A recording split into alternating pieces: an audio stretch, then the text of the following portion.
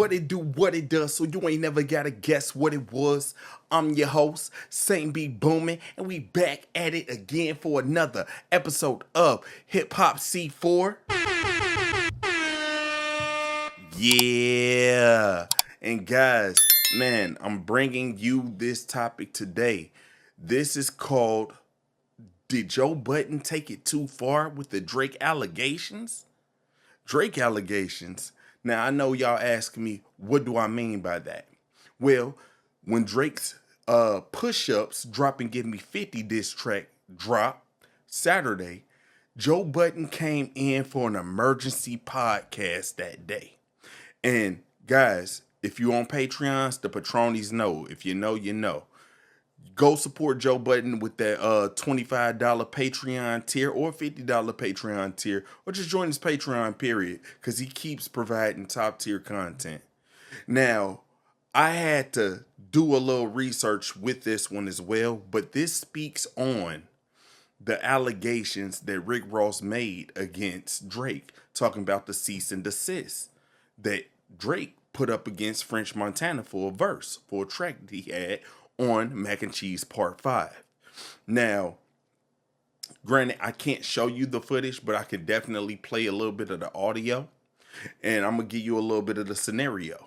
Now, they are listening to the Rick Ross diss track, and they're doing the science behind it. Now, we're going to go ahead and take a little listen, and then I'm going to stop, and I'm going to provide a little bit of more in-depth detail about the situation, but we're about to go ahead and do the science on this, and then I'm gonna break out some points that I had, because I had to even take notes on this one, which is kind of crazy, but man, it's deeper than rap, literally, no pun intended. So let's get off into this audio, and then I'm gonna go ahead and break it down for you guys. Brad Reynolds. That boy good with words. I wish he would just talk about it. I promise y'all that's what was at the bottom of this beef. What? That you get incentives for all of these killings while we ride in rentals. You are getting paid in a way from labels that we are not allowed. And you over here cosplaying with us like buddy, buddy, buddy, buddy, buddy. And then you get over there and you dog. Yeah. Now, that is crazy. Earlier, a few podcasts ago, Joe Budden said that there's no way that Drake is hanging around Sexy Red because he has nothing in common with Sexy Red. Everybody jumped on him about that, which is kind of crazy.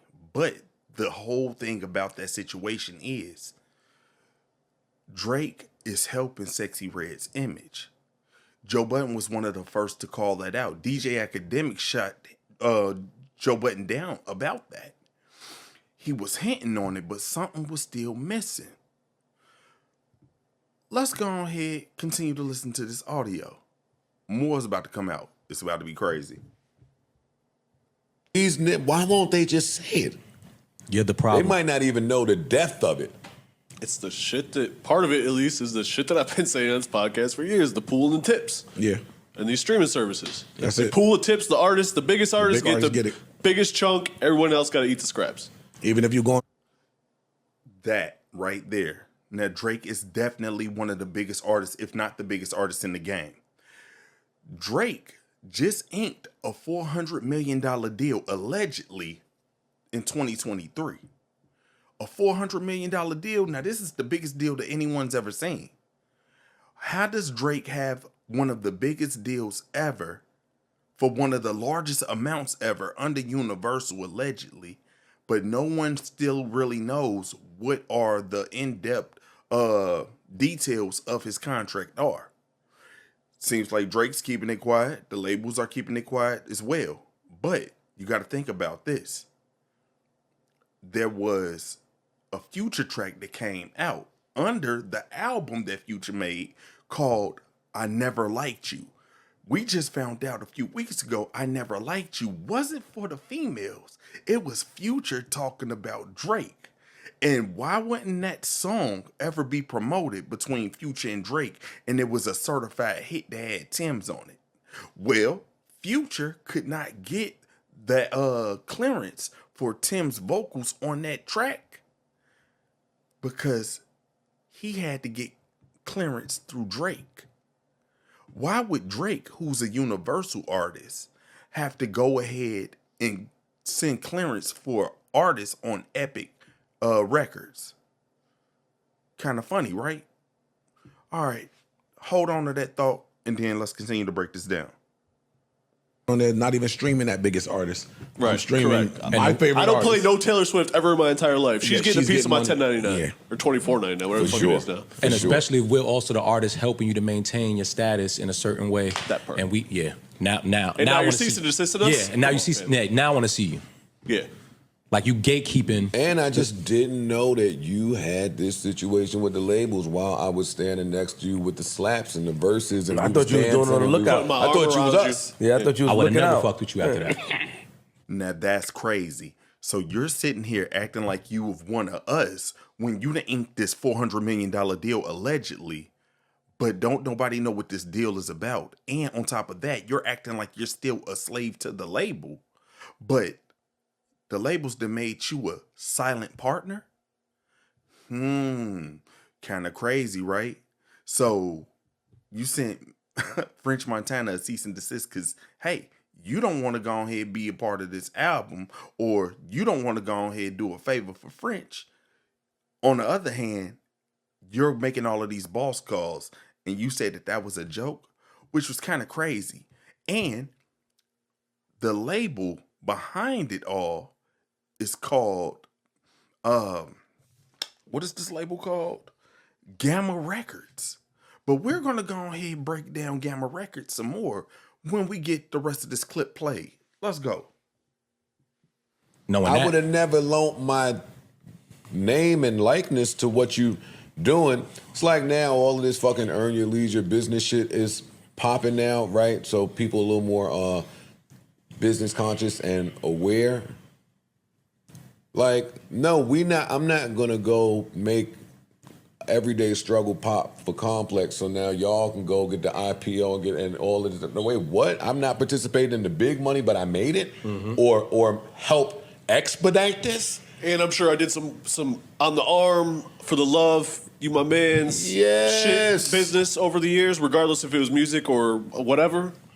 Favor for favors don't count in this type of business, because now that I'm knowing that I'm partner, I get to cut up all of these record label stuff under one umbrella.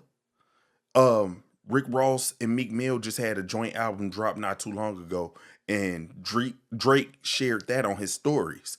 But 2 Chainz and Lil Wayne also had a album come out. Why ain't he share that? Ain't Lil Wayne his big homie? Which is kind of crazy. It don't make sense, but at the same time, you have to ask yourself these things. Are Drake doing these things strategically? It looks like this is meticulous more than anything, but at the same time, what kind of strings are you pulling in the background? Ask yourself that. The point. Drake said in the diss track that was leaked out on Saturday before he actually dropped the actual track, in one of the deleted bars that he dropped, he said, "This is the last time I'm going to do favors or features for any of y'all. This is the closest thing that y'all going to get to a feature." He said that the Drake stimulus package was over. So he didn't play ball with them enough until he got into power, and then he sat up and then took the privilege of getting features to boost the artist or the artist that you was hanging with or your so-called peers away. You took that privilege away now. Now that so many artists is ganged up on you, that's kind of crazy. Now that makes me look and listen to the Drop and Give Me 50 diss a lot more different now, which makes it hit that much harder. Because not only did you say you're not giving nobody any more features, you said that some guys was doubling back also on there as well. And you said if they're picking up, they're going to get a head tap as well. He was talking big business. And Drake keeps mentioning Michael Jackson on that track. The reason why he's mentioning Michael Jackson start owning things and start giving back. But now he's saying that he's the modern day Michael Jackson, which makes him up, which is kind of mind-blowing. This stuff is getting spooky, y'all. Drake is on partnership with Gamma Records. He said that he needed a split. Who's a partner of Gamma Records? I guess it was the president of Apple Music, if I'm not mistaken. This whole thing is just getting weirder and weirder. That's why everybody kind of looked crazy out of left field. Rick Ross hit this man with a diss track or diss record, speaking in code like, hey, you know that I know that you're acting like you're one of us, but no, you're really out here getting a piece of everybody's money while we're still the workers. Now, this Gamma Records, y'all gotta go ahead and do y'all research, because Gamma Records holds a few artists under it, which includes MMG. Ain't that funny, y'all? That's funny, right? Guys, Drake is bigger than we think. Drake is way bigger than we think. And like I said, now when he was talking at the end of that diss track, dropping Give Me 50, he said, you will never catch up to me because I'm out of here. Drake really meant that. Man, if this dude is partner for real, he is really out of there. That means that Drake gets a piece of everybody's deal, whether he likes them or not. That is crazy to me. And Rick Ross had to expose him. But this episode was called Cracking the Code. And it's called Cracking the Code because Joe Budden and the squad from the JPP have a theory that Drake has a more intricate part to these label situations than everybody think. And this is Drake's way of boasting about it. That's why he ended up pulling those records or those lines away from that diss record or those bars from that diss record, because he knew that, hey, more will be exposed in due time. That's why he's itching for Kendrick to get out here, but he was the one that brought up label splits or whatever. Ain't it kind of crazy? Hey, let me know if Joe Budden took it too far with these allegations. This story was so crazy, I had to cover it. I feel like real hip-hop heads know, real artists know, real people who will pay attention to the music game would know. Let me know your thoughts and opinions down below in this video. And also, don't forget to subscribe to the channel, like the video. And hey, like I said, let's get in the comment section and talk about this. I'm your host, SaintBeBoomin. I'm out of here. Peace.